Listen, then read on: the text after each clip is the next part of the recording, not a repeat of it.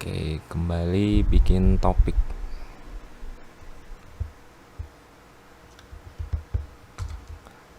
Masih sama promnya kayak kemarin. Buat 3 topik. Acak. Space. Enter. Mana enter? Enter. Loading. Bahasa isyarat. Hobi baru. Kompos dapur. Kelihatan. Pilihannya bahasa isyarat, hobi baru, kompos dapur. Oke. Tes, oke. Hari ini kita pakai mic yang beda. Kita coba siang hari ya. Jadi mungkin ngomongnya harus lebih keras. Timer sudah di tangan. Ada tukang jualan lewat. Topik yang kita ambil itu dari apa tadi? Bahasa isyarat, hobi baru, sama kompos dapur. Yang kita ambil itu hobi baru. Sebenarnya bahasa isyarat sih menarik. Kompos dapur sebenarnya lebih menarik, tapi nggak tahu banyak tentang kompos dapur. Jadi kita ngomongin hobi baru aja. Sudah. Timer. Mulai. Oke, hobi baru. Hobi secara general menurut saya pribadi itu sesuatu yang memang diminati, bukan diminati sih, aktivitas yang memang punya motivasi tersendiri untuk dilakukan gitu. Jadi aktivitas itu memang dilakukannya dengan ringan karena memang senang atau punya motivasi tertentu. Bukan cuma senang, tapi punya motivasi tertentu. Hobi secara general itu ya banyak macamnya, mulai dari sesimpel hobi jalan kaki gitu kan, atau seaneh koleksi barang aneh. Ada yang hobinya mengutin barang-barang aneh atau mengutin batu bentuk aneh di jalanan gitu. Itu hobi. Jadi dia mungkin punya motivasi tertentu, punya sentimen tertentu dengan barang-barang tertentu, jadi dia kumpulin. Cuma kenapa saya bilang motivasi? Hobi tidak perlu terdorong untuk dilakukan karena seneng. Bisa jadi terdorong untuk dilakukan karena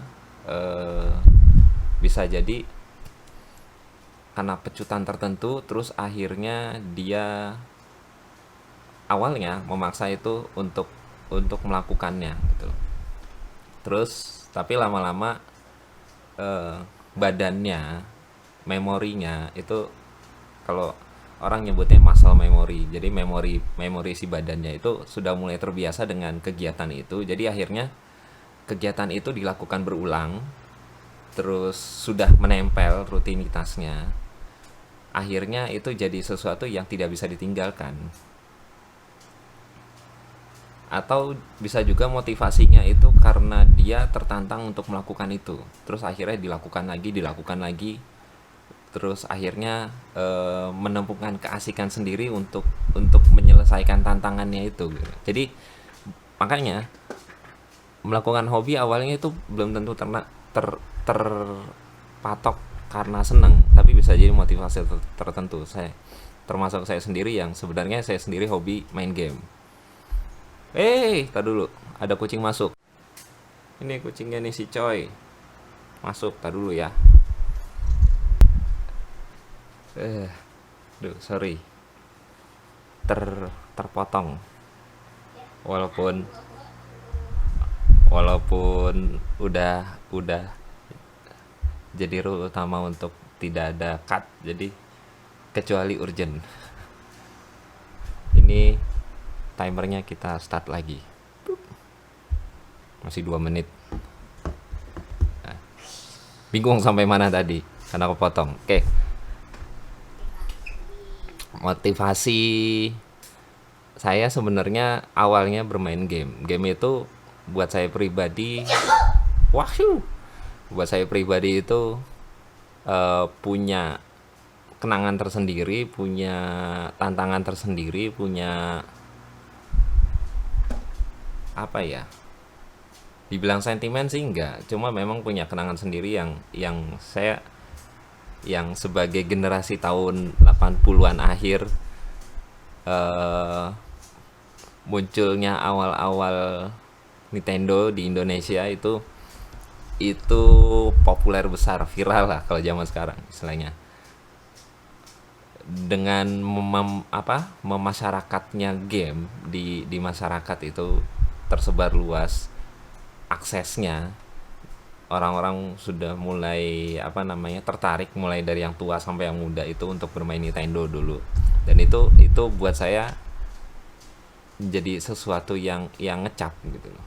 Jadi saya sendiri kalau menjalankan game atau bermain game itu punya ada unsur sentimennya seperti itu. Cuma yang balik lagi, yang memotivasi untuk bermain game buat saya pribadi itu karena memang lebih seneng menyelesaikan tantangannya sebenarnya daripada sekedar eh, bermain mengisi waktu. Nggak juga. Jadi kayak misalnya kalau game sekarang itu disebutnya grinding itu kayak iya kita benar-benar mengusahakan sesuatu untuk mendapatkan pencapaian di gamenya itu, bisa level, bisa bisa item tertentu gitu, atau bisa tantangan tertentu ya. Saya biasanya seneng sisi itunya gitu. Jadi si problemnya itu di dalam game itu bisa kita olah, bisa kita cari gimana caranya menyelesaikan itu. Dan itu yang jadi motivasi saya. Jadi kayak misalnya orang mengkoleksi batu untuk jadi hobi. Mungkin motivasinya dia adalah ini batu random ya, bukan batu batu akik atau batu batu alam yang memang bisa kita pahami untuk motivasinya apa. Motivasi mungkin karena bentuknya bagus gitu, warna-warni dan sejenisnya. Tapi kalau untuk orang yang hobi ngumpulin batu random, ya mungkin menurut mereka juga batunya bagus, bentuknya aneh gitu loh. Asal jangan salah pungut aja dari sesuatu yang bekas buangan kucing yang udah kering gitu kan, terus dikira batu. Teman saya juga ada yang kayak gitu, soalnya pernah megang, pers begitu dipegang, pers gitu hancur. Dan begitu hancur keluar baunya gitu. Ya.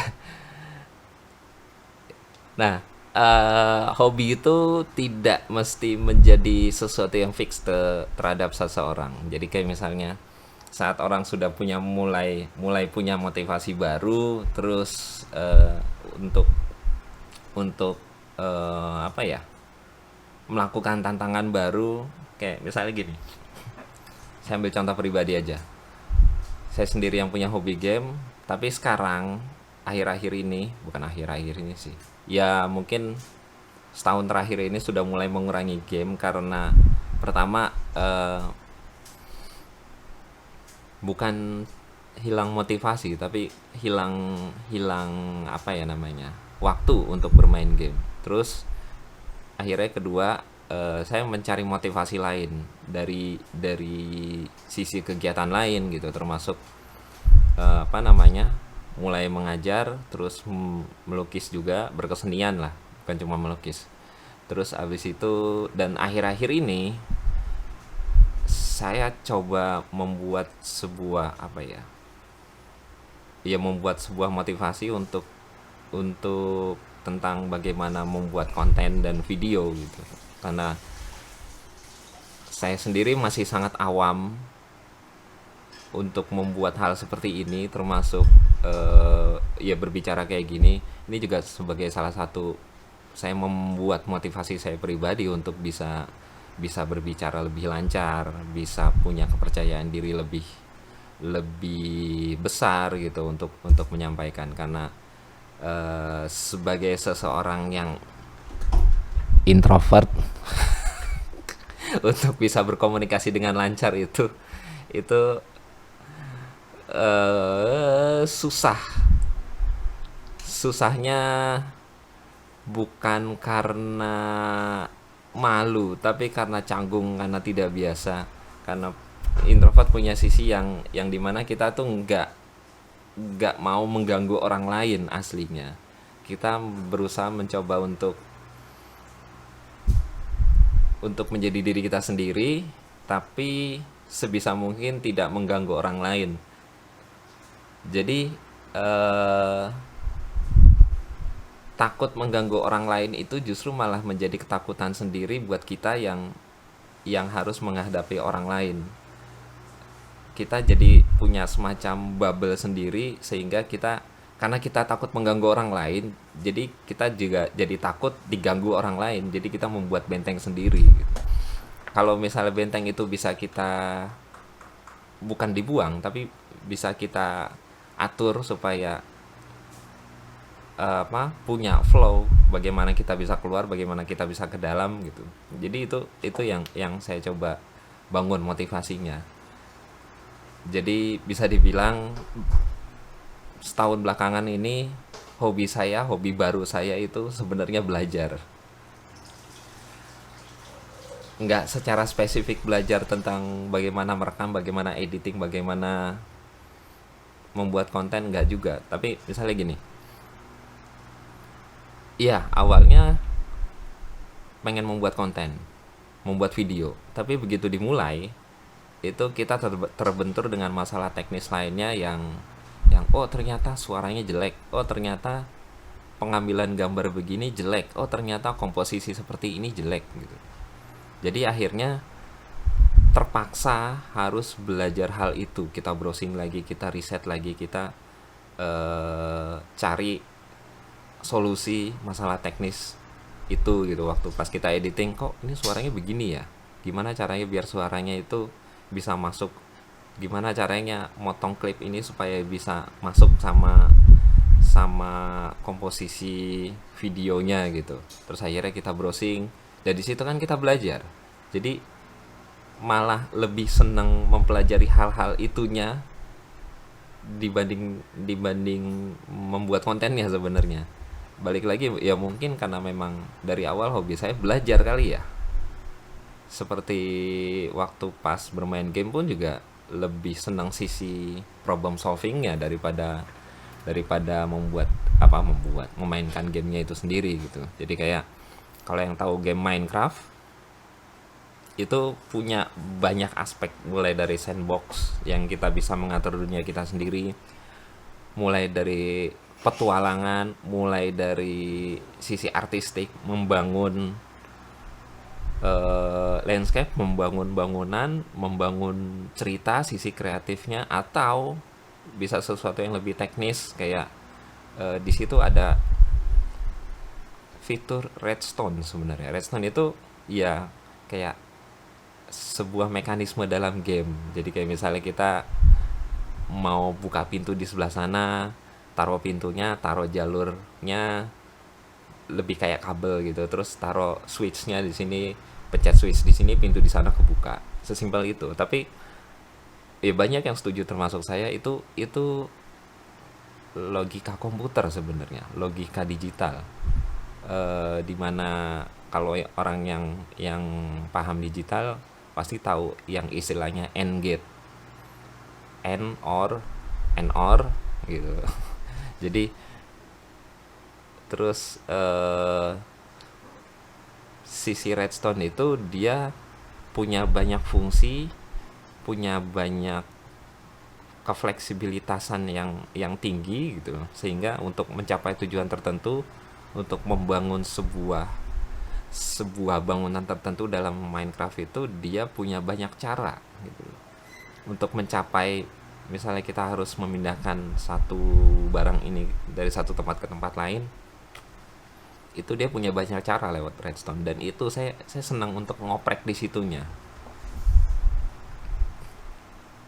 Iya, balik lagi kayak misalnya saya mau buat konten ini ya, begitu ketemu masalah, oh ini apa, oh ternyata bisa pakai cara seperti ini, oh ternyata begini kurang bagus, begini ternyata cukup bagus gitu.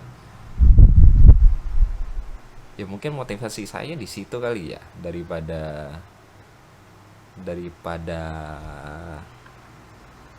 sebuah bentuk hobinya, tapi lebih ke aktivitas prosesnya. Hobi saya mungkin di situ daripada ya bentuk hobinya. Kayak orang yang ngumpulin batu, bukan masalah batunya, tapi masalah prosesnya, kenapa harus batu dan kenapa harus batu itu gitu loh. Dan sekian, karena ini udah 13 menit 55, jadi udah 14 menit lah kira-kira. 9:14. Oke, kita stop. Stop. 14:04. Syarat sudah terpenuhi, minimal 10 menit, udah sampai 14 malah ceritanya, walaupun tadi sempat ada di-cut karena ada kucing masuk ke rumah. Oke, sampai jumpa. Bye. Stop mana?